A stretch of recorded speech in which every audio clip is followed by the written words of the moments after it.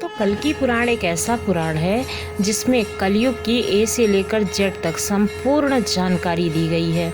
जैसे भगवान कल्कि का जन्म कहाँ होगा और उनके माता पिता कौन होंगे, उनकी बचपन में कौन सी लीलाएं होंगी, उनका विवाह किसके साथ होगा और उनका वैवाहिक जीवन कैसा होगा, कैसे भगवान कल्कि पापियों का सर्वनाश करेंगे और अधर्म को खत्म कर संपूर्ण सृष्टि पर धर्म की स्थापना करेंगे। कलयुग के बाद सतयुग कैसा होगा, अधर्म, अन्याय, पाप, लोभ, कुकर्म आदि का जन्म कैसे हुआ है और कैसे वो खत्म होंगे, और भी ऐसी अनेक बातें शायद किसी को पता नहीं है। इसलिए आपसे मेरा बस यही निवेदन है कि इस वीडियो को आप पूरा देखें और कल्कि पुराण का पहले अध्याय का स्वागत करें।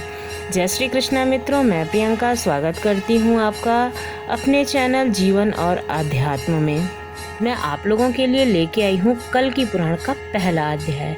तो अध्याय को हम शुरू करते हैं। आप लोग ज़रूर सुनिएगा। अगर अध्याय अच्छा लगा तो आगे के अध्यायों के लिए हमारे चैनल पर ज़रूर आइएगा।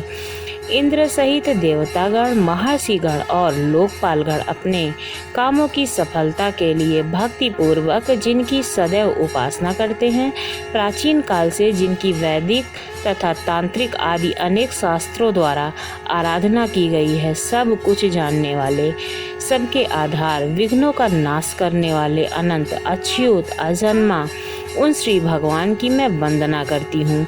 बद्रीनाथ निवासी प्रसिद्ध ऋषि श्री नारायण तथा नर, उनकी लीलाओं को प्रकट करने वाली भगवती सरस्वती और उनकी लीलाओं के वक्ता महर्षि वेदव्यास जी को नमस्कार कर जय।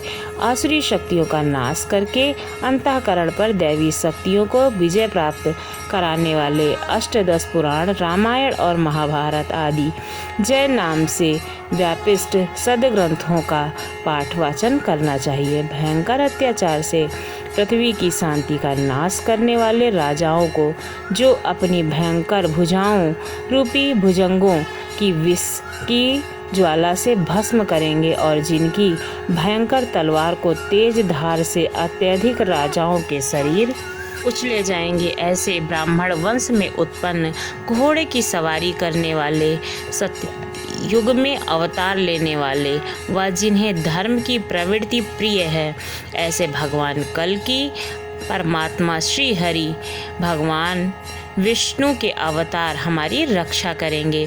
नैमसारण में रहने वाले, सौनकादि उदार चरित्र वाले महर्षि गणों में सूत जी के ये वचन सुनकर उनसे पूछा, हे सूत जी, सब धर्मों के जानने वाले, लौहर्ष के पुत्र, तीनों कालों के ज्ञाता, पुराणों को भली प्रकार जानने वाले आप भगवान की कथा कहें। हे प्रभु, आप कृपया हमें यह बताएं कि कली कौन है, उनने कहाँ जन्म लिया है, किस तरह संसार का मालिक बन गए और किस प्रकार उन्हें नित्य धर्म का नाश किया है।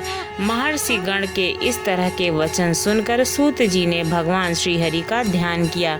विष्णु भगवान का स्मरण करते ही वे पुलकित शरीर वाले उन मुनियों से प्राचीन समय के ब्रह्मा जी ने नारद से पूछने पर इस अद्भुत भविष्य आख्यान को बतलाया था। आप लोग उसी आख्यान को मुझसे सुनिए। पहले असीम तेजस्वी व्यास जी को भी नारद जी ने यह आख्यान सुनाया था। बाद में उन्हीं व्यास जी ने अपने बुद्धिमान पुत्र ब्रह्मरात यानी कि सुखदेव को यह आख्यान कहा। ब्रह्मरात जी ने अभिमन्यु के पुत्र श्री विष्णुरात यानी कि परीक्षित की सभा में उसी भागवत धर्म को 18,000 श्लोकों में सुनाया था। उस समय 1 सप्ताह बीतने पर प्रश्न पूरे भी न हो पाए थे कि विष्णुरात जी ने अपनी लोक यात्रा पूरी की। उसके बाद मार्कंडेय जी आदि महर्षियों के पूछने पर पुष्प आश्रम में भगवान शुकदेव ने भगवान धर्म के शेष अंश को बताया था।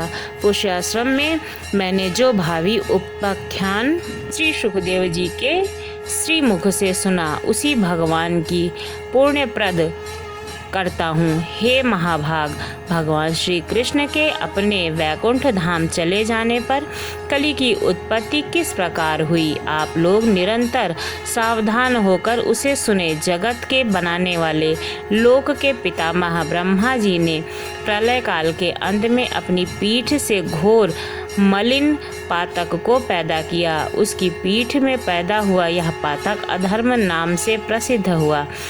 उस अधर्म वंश के श्रवण, कीर्तन और स्मरण करने से सभी प्राणी समस्त पापों से मुक्ति पाते हैं। तदंतर बिल्ली के जैसी आँखों वाले अत्यंत लुभाने वाली मिथ्या नाम की नारी उस अर्थात अधर्म की पत्नी हुई। इस दाम्पत्य का अत्यंत तेजस्वी और महाक्रोधी दंभ नाम का एक पुत्र पैदा हुआ। उसी अधर्म और मिथ्या ने माथ्या नाम की एक पुत्री को भी पैदा किया। सभार्ग माया और दुर्भाग्य के संयोग से लोभ नाम का पुत्र और निकृति नाम की पुत्री भी पैदा हुई। फिर इसके बाद लोभ व निकृति के संयोग से क्रोध नाम का एक पुत्र पैदा हुआ। उसी क्रोध की हिंसा नाम की सगर्भा जन्मी। हिंसा और क्रोध के संयोग से कली का जन्म हुआ। कली ने बाएं हाथ में उपास्थ को धारण किए हुए हैं। तेल मिले काजल के समान इस कली के शरीर की चमकती काली कांति है। कौवे कैसे पेट वाले, विकराल और चंचल जीभ वाले अथवा भयानक दुर्गंध युक्त शरीर वाले इस कली का निवास जुआ, शराब, स्त्री और सोने से हुआ है।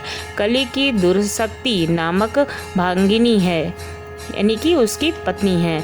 कली के दुर्शक्ति के गर्भ से भय नाम का एक पुत्र और मृत्यु नाम की एक पुत्री पैदा की। मृत्यु के भय से वीर के निरय नाम का एक पुत्र पैदा किया। भय और मृत्यु की एक पुत्री पैदा हुई जिसका नाम यातना था। निरय ने इसी यातना के गर्भ से हजारों पुत्र पैदा किए। इस प्रकार कली के बहुत से धर्म निंदकों का जन्म हुआ। धर्म की निंदा करने वाले ये लोग मानसिक और शारीरिक रोग, बुढ़ापे, ग्लानि, दुख, शोक और भय का संहारा लेकर यज्ञ, स्वाध्याय, दान आदि, वेद और तंत्र आदि का विनाश करने वाले हुए। कलिराज के ये अनुयायी संसार का नाश करने वाले झुंड के झुंड लोगों के चंचल, क्षणभंगुर और कामुक मनुष्यों का शरीर धारण किया। वे लोग बहुत ही घमंडी, दुराचारी, माँ बाप की हिंसा करने वाले, ब्राह्मण योनि में जन्म लेकर भी वेद विहीन व दीन और सदैव शूद्रों की सेवा करने वाले हुए। वे मनुष्य धर्म, वेद, बहुत रस और मांस बेचने वाले, संस्कारहीन, क्रूर व कुतर्क करने वाले तथा काम वासना और पेट के गुलाम, अल्पमत और स्त्रीगामी व नीच वर्ण संस्कार पैदा हुए। पौने पाप में डूबे, दुष्ट, मठों में रहने वाले तथा 16 साल तक की आयु वाले व अपने सालों को सगा बंधु मानने वाले और नीच संगति करने वाले हुए। बहस और झगड़ों में क्षुब्ध, केस वेश को ही आभूषण के रूप में सजाने वाले, धनी व ब्याज लेने वाले और कुलीन कहलाने वाले ब्राह्मण कलयुग में पूजनीय समझे गए।